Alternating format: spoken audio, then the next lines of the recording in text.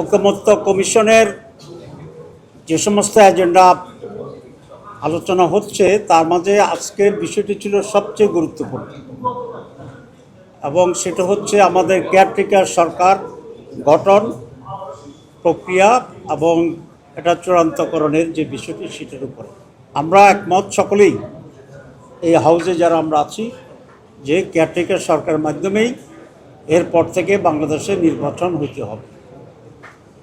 এখানে কোনো দ্বিমত নেই।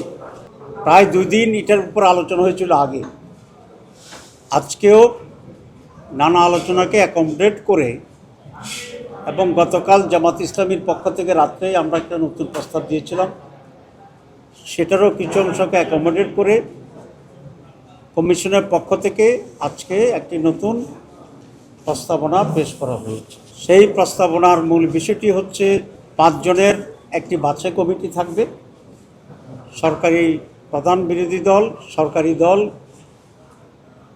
অথবা আমরা এটাকে বলতে পারি যে প্রধানমন্ত্রী এবং বিরোধী নেতা, স্পিকার এবং ডেপুটি স্পিকার বিরোধী দল থেকে হবে, আর দ্বিতীয় বৃহত্তম বিরোধী দল থেকে একজন প্রতিনিধি।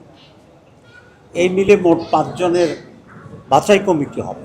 পদ্ধতিগতভাবে যে আলোচনাটা হয়েছে সেটা হচ্ছে প্রথমে সর্বসম্মত যদি হয় দ্যাটস ওয়ান্ডারফুল, যদি সেটা না হয় তাহলে 1/4 এই ভোটে যদি হয় তাহলে সেই হিসাবে এটা স্থিরকৃত হবে। জুলাই সনদের আমরা কপি পেয়েছি, আমরা এটা প্রাথমিকভাবে আমরা দেখেছি, আমরা পড়েছি। আমাদের প্রাথমিক ইমপ্রেশন হচ্ছে এটা একটি অসম্পূর্ণ প্রস্তাবনা। 2, এখানে ঐকমত্য কমিশনের যে সমস্ত বিষয়গুলো আলোচনা হচ্ছে আমরা একমত হচ্ছি বা সিদ্ধান্ত হচ্ছে সেগুলো কিভাবে বাস্তবায়ন হবে এই ব্যাপারে কোনো ধরনের ইঙ্গিত স্পষ্টভাবে নাই, বরং যেটা লেখা হয়েছে সেটা একেবারেই শুধু হতাশাব্যঞ্জক নয়, ডেঞ্জারাস।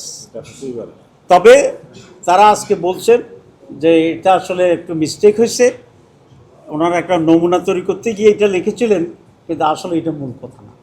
তো যদি মূল কথা না হয় তাহলে তার এটার উপর কমেন্টস করার কিছু নাই। আর যদি মূল কথা হয় এটা একেবারেই জুলাই স্পিরিটের এত বাইরে যে এটাকে গ্রহণ করার কোনো সুযোগ নেই।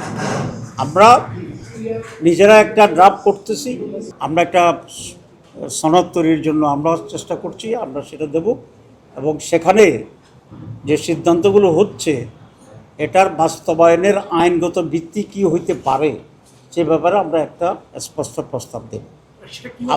আমাদের কাছে 2টা প্রস্তাব আছে।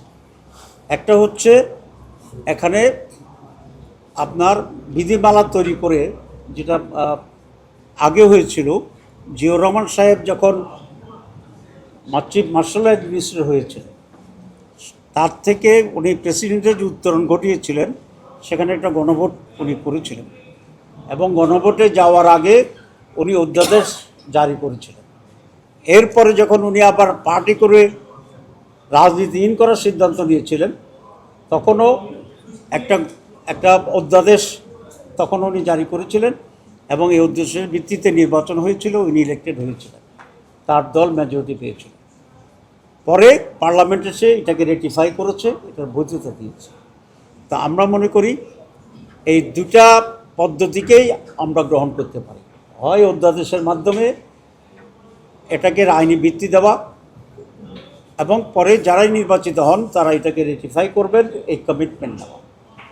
আর সেটা যদি না হয় তাহলে এটাকে গণভোটে দেওয়া, জনগণই এটার ব্যাপারে চূড়ান্ত সিদ্ধান্ত নেবে। জনগণ যদি গ্রহণ করে তাহলে এই আইনের ভিত্তিতে আগামী নির্বাচন এবং অ্যামেন্ডমেন্টগুলো, আর যদি জনগণ রিজেক্ট করে তাহলে আগের পদ্ধতিতে হবে।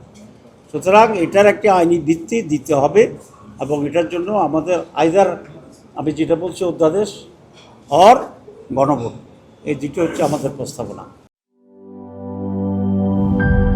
নাটা জেলি আর পানীয়র এক অসম কম্বিনেশন ড্রিঙ্কো।